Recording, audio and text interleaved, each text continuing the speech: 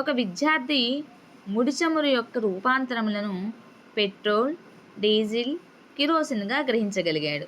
అయినా ప్రజ్ఞా సిద్ధాంతాల మీద అవగాహన ఉన్న ఒక ఉపాధ్యాయుడిగా అది గిల్ఫర్డ్ ప్రజ్ఞా స్వరూప సిద్ధాంతంలోని ఏ వికాసానికి చెందినదిగా గుర్తిస్తావు?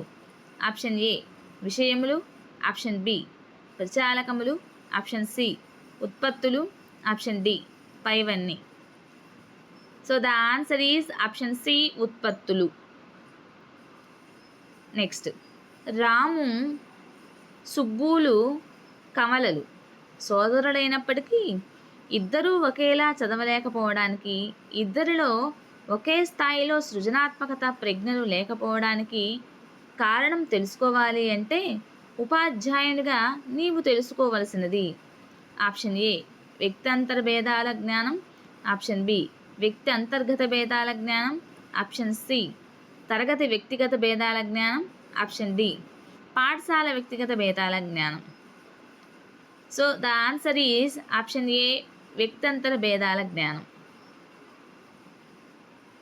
నెక్స్ట్, ఈ క్రింది వానిలో సహజ సామర్థ్యాలపై అవగాహన ఉన్న ఉపాధ్యాయుడిగా డిఏటిబికు ఆధారమైన ప్రజ్ఞా సిద్ధాంతంగా దేనిని భావిస్తున్నావు? ఆప్షన్ ఏ ప్రజ్ఞా ద్వికార సిద్ధాంతము, ఆప్షన్ బి ప్రజ్ఞా సామూహిక కారక సిద్ధాంతము, ఆప్షన్ సి ప్రజ్ఞా బహుకారక సిద్ధాంతము, ఆప్షన్ డి ప్రజ్ఞా స్వరూప సిద్ధాంతము. So the answer is option B ప్రజ్ఞా సామూహిక కారక సిద్ధాంతము. నెక్స్ట్, ఈ క్రింది వానిలో బెఫ్లర్ బాలల ప్రజ్ఞా మాపనని ఉపయోగించి 10వ తరగతి విద్యార్థి ప్రజ్ఞను మాపనం చేసినట్లయితే ఒక ఉపాధ్యాయుడిగా మాపనలో లేని పరీక్షగా ఈ క్రింది దేనిని గుర్తిస్తావు? ఆప్షన్ ఏ పదజాలం, ఆప్షన్ బి అంకగణితము, ఆప్షన్ సి అవబోధము, ఆప్షన్ డి నిర్దేశాలు. So the answer is option D నిర్దేశాలు. ప్రజ్ఞా సామూహిక కారక సిద్ధాంతముపై అవగాహన ఉన్న ఉపాధ్యాయుడిగా నీవు ఈ క్రింది ఏ సామర్థ్యంను ప్రజ్ఞా సామూహిక కారక సిద్ధాంతములకు చెందినదిగా భావిస్తున్నావు? ఆప్షన్ ఏ శాబ్దిక సామర్థ్యము, ఆప్షన్ బి ప్రాదేశిక సామర్థ్యము, ఆప్షన్ సి సంఖ్యా సామర్థ్యము, ఆప్షన్ డి వస్తుకూర్పు సామర్థ్యము. So the answer is option D వస్తుకూర్పు సామర్థ్యము. Next, A is equal to B మరియు బి ఈజ్ఈక్వల్ టు సి అయితే ఏ ఈజ్ఈక్వల్ టు సి అవుతుందని విద్యార్థి చెప్పినప్పుడు గిల్ఫర్డ్ ప్రకారం విద్యార్థి సమాధానం ఉత్పన్నాలలోని ఏ కారకంకు చెందుతుందని ఉపాధ్యాయుడిగా నీవు భావిస్తున్నావు? ఆప్షన్ ఏ వర్గాలు, ఆప్షన్ బి సంబంధాలు, ఆప్షన్ సి యూనిట్లు, ఆప్షన్ డి రూపాంతరాలు. So the answer is option B సంబంధాలు. ఒక విద్యార్థి గణిత సమస్యలను మౌఖికంగానే పరిష్కరించగలుగుతున్నాడు. నీ ప్రకారం ఇలాంటి సామర్థ్యమును థారండైక్ ఏ ప్రజ్ఞగా భావించాడు? ఆప్షన్ ఏ అమూర్త ప్రజ్ఞ, ఆప్షన్ బి యాంత్రిక ప్రజ్ఞ, ఆప్షన్ సి సాంఘిక ప్రజ్ఞ, ఆప్షన్ డి ఏదీ కాదు. So the answer is option A అమూర్త ప్రజ్ఞ.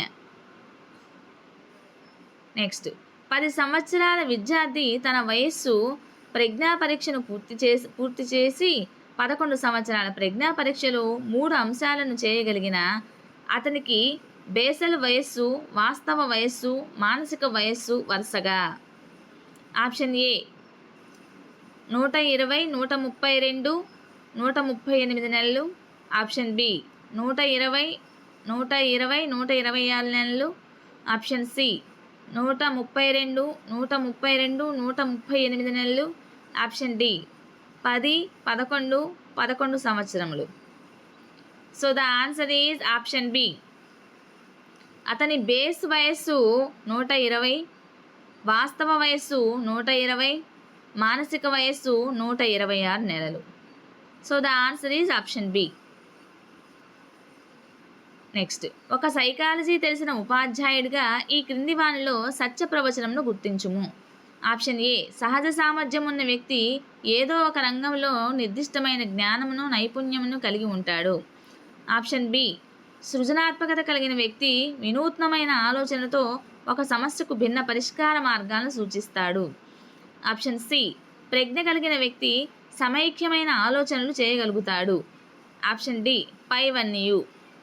So the answer is option D పైవన్నీ. నెక్స్ట్, ఒక విద్యార్థి ఎక్కువ సమయం ఎక్కువ అవధానంలో గణిత పాఠ్యాంశంలోని సమస్యలను సాధించడంలోనే గడుపుతున్నాడు. ఒక సైకాలజీ తెలిసిన ఉపాధ్యాయుడిగా ఆ విద్యార్థిలో మానసిక అంశం దేనిని తెలుపుతుందో గుర్తించుము. ఆప్షన్ ఏ వైఖరి, ఆప్షన్ బి అభిరుచి, ఆప్షన్ సి సాధన, ఆప్షన్ డి ప్రజ్ఞ. So the answer is option B అభిరుచి. నెక్స్ట్, ప్రాగ్దుక్తీకరణ అనేది ఈ మనోవైజ్ఞానిక భావన యొక్క లక్షణం. ఆప్షన్ ఏ సహజ సామర్థ్యం, ఆప్షన్ బి సృజనాత్మకత, ఆప్షన్ సి వైఖరి, ఆప్షన్ డి అభిరుచి. So the answer is option A సహజ సామర్థ్యం. నెక్స్ట్, సృజనాత్మకత మరియు ప్రజ్ఞ మధ్య గల సంబంధము. ఆప్షన్ ఏ ధనాత్మకత, ఆప్షన్ బి రుణాత్మక, ఆప్షన్ సి నిర్దిష్ట సంబంధం లేదు, ఆప్షన్ డి ప్రజ్ఞ ఎక్కువగా ఉన్న విద్యార్థులలో ధనాత్మకత. సో ద ఆన్సర్ ఈజ్ నిర్దిష్ట సంబంధం లేదు, ఆప్షన్ సి. నెక్స్ట్, క్రింది పరీక్షలలో వివిధ సంస్కృతులు వ్యక్తుల ప్రజ్ఞను మదింపు చేసేది. ఆప్షన్ ఏ సంస్కృతి న్యాయశీల పరీక్ష, ఆప్షన్ బి సంస్కృతి రహిత పరీక్ష, ఆప్షన్ సి సంస్కృతి మాంద్య పరీక్ష, ఆప్షన్ డి సంస్కృతి ప్రాధాన్య పరీక్ష. So the answer is option B సంస్కృతి రహిత పరీక్ష.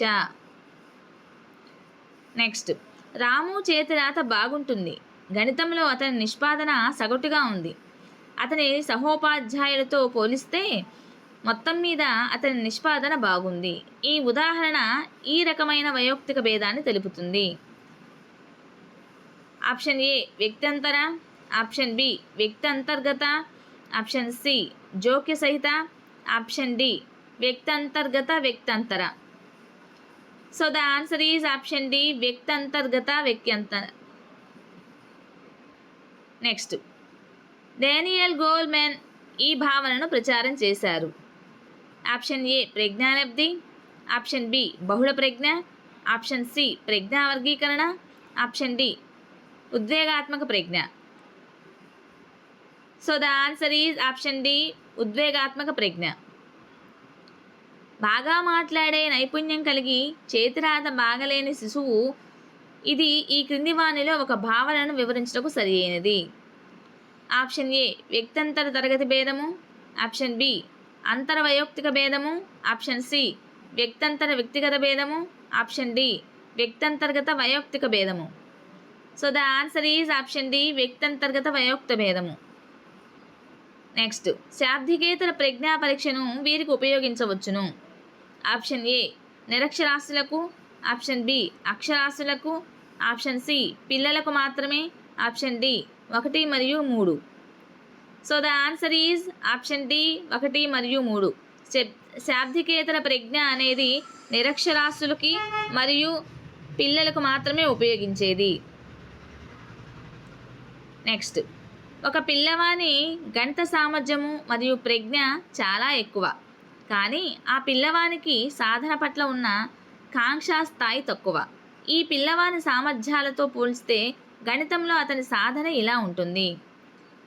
ఆప్షన్ ఏ ప్రాగ్దుక్తీకరించలేము, ఆప్షన్ బి తక్కువ, ఆప్షన్ సి ఎక్కువ, ఆప్షన్ డి సగటు.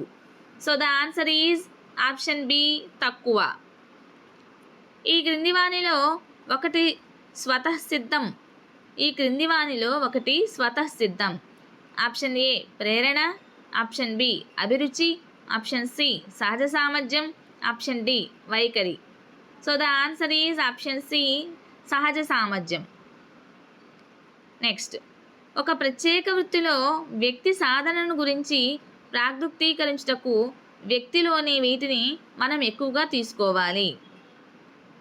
ఆప్షన్ ఏ అభిరుచులు, ఆప్షన్ బి సామర్థ్యాలు, ఆప్షన్ సి ప్రజ్ఞ, ఆప్షన్ డి సహజ సామర్థ్యాలు.